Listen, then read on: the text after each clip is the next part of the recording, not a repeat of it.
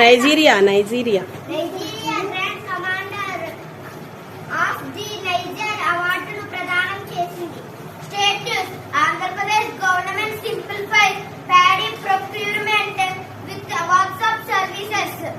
రాష్ట్ర వార్తలు. ఆంధ్రప్రదేశ్ ప్రభుత్వం వాట్సాప్ సేవలతో వరి సేకరణను సులభతరం చేసింది. Sports news. In women's Asia hockey champions trophy, India stormed into semi-finals defeating Japan 3-4.